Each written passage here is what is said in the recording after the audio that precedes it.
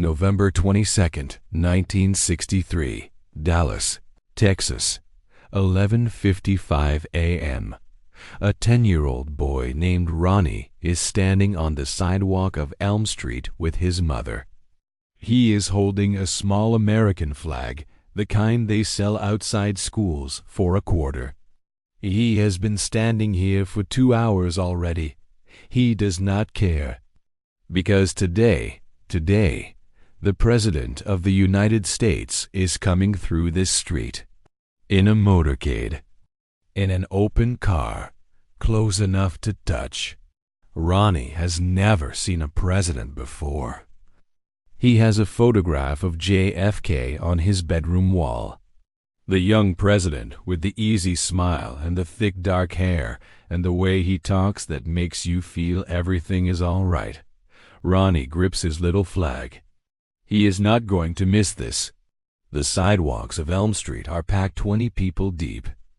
People are cheering already, and the motorcade has not even turned the corner yet.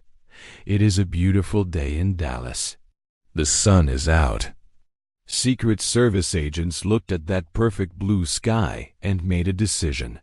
No bubble top today. The president should be visible. The decision was made that morning.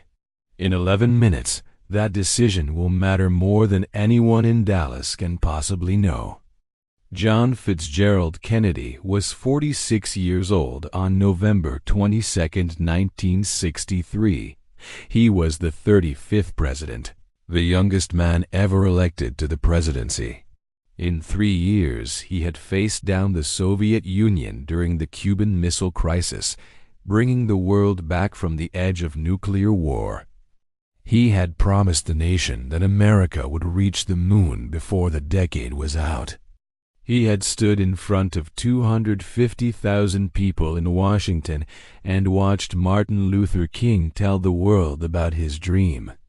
But on this morning, he was alive and riding through Dallas in an open car with his wife Jackie beside him in her pink suit. The crowds were going absolutely wild. People were screaming his name. Women were crying just from seeing him. Men were throwing their hats. Kennedy turned to his aide and said, "You can't say Dallas doesn't love me." Those were among the last words anyone heard him speak. To understand why the questions have never fully gone away, you need to understand the world that John Kennedy was living in. The United States in 1963 was a country under pressure. The Cold War with the Soviet Union was at its most intense. The civil rights movement was tearing the country apart. Peaceful protesters were being beaten in the streets of Birmingham. Cuba was an open wound. The CIA had been running covert operations, and shadow government actors had built up around them. Kennedy had made powerful enemies. He had fired CIA Director Allen Dulles. He had signed a nuclear test ban treaty. The Joint Chiefs, the defense contractors, and the CIA were furious. And J. Edgar Hoover had been building secret files on Kennedy. The route took the motorcade past a 7-story red brick building called the Texas School Book Depository. A 24-year-old worker named Lee Harvey Oswald worked there. He had been in the Marines and had defected to the Soviet Union in 1959. In 1962, the U.S. government allowed him to return to America with his Soviet wife without prosecution. This fact has never been fully explained. On November 22nd, he brought a package wrapped in brown paper. He told a coworker it contained curtain rods. It did not. While Ronnie stood on the sidewalk, Oswald was on the 6th floor, positioning himself at the window, unwrapping his package. At 12:29 p.m., the limousine turned onto Elm Street. Kennedy was visible to everyone. The limousine was moving slowly. And then, at 12:30 p.m., the first shot was fired. The sound echoed off the buildings. Some thought it was a car backfiring. Kennedy was hit. Jackie turned to look at him. And then the third shot. The shot that ended everything. In that fraction of a second, the 35th President of the United States was gone. The motorcade accelerated. Secret Service agent Clint Hill sprinted to reach the car, pushing Jackie back inside. The limousine raced toward Parkland Hospital. Ronnie, standing on the sidewalk, did not know what had happened. Some people were running. Some were completely silent. The motorcade was gone.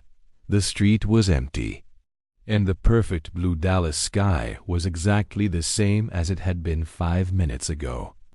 Parkland Memorial Hospital, 12:38 p.m., 8 minutes after the shots were fired in Dealey Plaza. The presidential limousine screamed into the emergency bay at Parkland Memorial Hospital, doing 80 miles per hour. The Secret Service agents were shouting. Jackie Kennedy was still in the back seat, her pink Chanel suit soaked in blood. She was not crying. She was not screaming. She was completely, unervingly calm. She was holding her husband's head in her lap. She had been holding it since the moment of impact in Dealey Plaza. She would not let go. When the agents tried to take the president from the car, Jackie would not release him. Not from cruelty, not from shock, from love. Agent Clint Hill, the man who had sprinted to reach the limousine, gently placed his jacket over the president's head. And then Jackie let go. The doctors were already waiting. But nothing had prepared the trauma team at Parkland for what came through those emergency bay doors. Dr. Charles Carrico was 28 years old. He was the first physician to reach John Kennedy. He was a resident, still in training. He assessed the situation with clinical precision. The president had a small, clean-edged wound at the front of the throat. Dr. Carrico began emergency procedures immediately, a tracheotomy, cutting directly into the throat to establish an airway. Other doctors were rushing in. Dr. Kemp Clark examined the president and said quietly to the other doctors, "There's no chance." Every doctor in that room knew he was right. They kept working anyway, because you keep working. Because stopping is the one thing you cannot do. Dr. Charles Carrico described the throat wound as a small, round, clean-edged wound. The wound of an entry, a bullet entering from the front. Not from the 6th-floor window of the Texas School Book Depository, which was behind the limousine. Not from Lee Harvey Oswald's position. Both doctors said this clearly, on the record, in press conferences held at Parkland Memorial Hospital on the afternoon of November 22nd, and then, in the days and weeks that followed, both doctors were pressured to reconsider their descriptions. At 1 p.m. to 22 minutes after arriving at Parkland, John Fitzgerald Kennedy was pronounced dead. Dr. Kemp Clark signed the death certificate. Jackie Kennedy stood beside the table. She was still wearing the pink Chanel suit. She said, "Let them see what they have done." She was wearing it when Lyndon Johnson was sworn in aboard Air Force One at 2:38 p.m., standing to Johnson's right. At 1:15 p.m., Officer J.D. Tippit pulled his patrol car alongside a man walking on East 10th Street. The man pulled a revolver and shot him. At 1:50 p.m., Dallas police converged on the Texas Theater. Inside the darkened theater, a man stood up and said, "Well, it is all over now." When they put the handcuffs on him, one of the officers asked his name. He said, "Lee Harvey Oswald." Lee Harvey Oswald maintained one thing consistently. He said, "I didn't shoot anybody. I'm just a patsy. Oswald was interrogated for 12 hours. None of those sessions were recorded. For the man accused of killing the president, there is no record. On Sunday morning, Lee Harvey Oswald was being transferred through the basement of the police building. The basement was crowded with journalists. Jack Ruby stepped out of the crowd, pressed a .38 caliber revolver against Oswald's abdomen, and pulled the trigger. Oswald died at 1:07 p.m. The only man who could confirm or deny whether he acted alone was dead. Jack Ruby died in prison of cancer in 1967, before he could testify, before he could be cross-examined about who told him to be there. The official version was a lone gunman. Case closed, except it was not closed. The reason it has never been closed is Part 3. 7 days after John Kennedy was buried at Arlington National Cemetery, 7 days after the world watched, Jackie Kennedy light an eternal flame at her husband's grave and walk away holding the hands of her 2 small children. President Lyndon Johnson signed an executive order establishing a special commission. The commission was led by Chief Justice Earl Warren. It also included a former CIA director named Allen Dulles, the same Allen Dulles that John Kennedy had fired after the Bay of Pigs disaster. The same Allen Dulles who had every reason to want a specific conclusion. The Warren Commission interviewed 552 witnesses. It reviewed thousands of documents. It produced a final report of 888 pages. On September 24, 1964, it delivered its conclusion. Lee Harvey Oswald, acting entirely alone, had fired 3 shots from the 6th-floor window. 1 shot missed. 1 shot struck both President Kennedy and Governor Connally, entering Kennedy's back, exiting his throat, then entering Connally's back. The problem is that the physical evidence, the eyewitness testimony, and the laws of basic physics do not support that conclusion. Let us start with the bullet.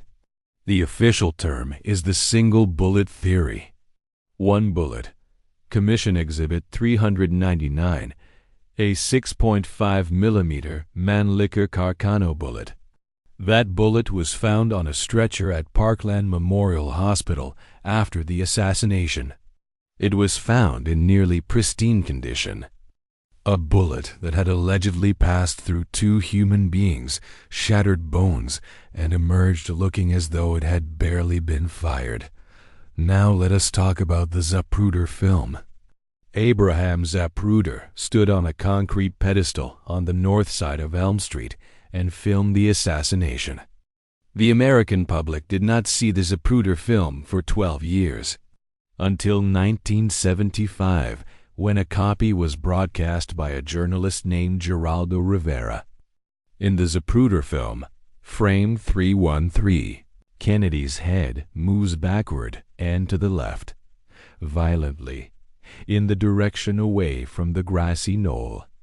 Basic Newtonian physics states that an object struck by a projectile moves in the direction the projectile is traveling. Kennedy's head should move forward. There were 51 witnesses in Dealey Plaza who were asked where the shots came from. 33 said the shots came from the grassy knoll. S. Mem Holland, a railroad supervisor, said he saw a puff of smoke rise from behind the wooden fence at the top of the grassy knoll. In 1966, New Orleans-de Jim Garrison began his own investigation. He uncovered a network between Lee Harvey Oswald, the CIA, and Clay Shaw. As of 2024, thousands of government documents remain classified, sealed, hidden from the American public. Ask yourself one simple question. In 1979, the House Select Committee on Assassinations concluded that John F. Kennedy was probably killed as the result of a conspiracy. John Kennedy Jr. was photographed saluting his father's flag-draped coffin. That photograph is one of the most heartbreaking images in American history. The flame at Arlington Cemetery is still burning. It has burned through 61 years of questions that nobody in power has been willing to answer. Open the documents. Tell the truth. 61 years is enough.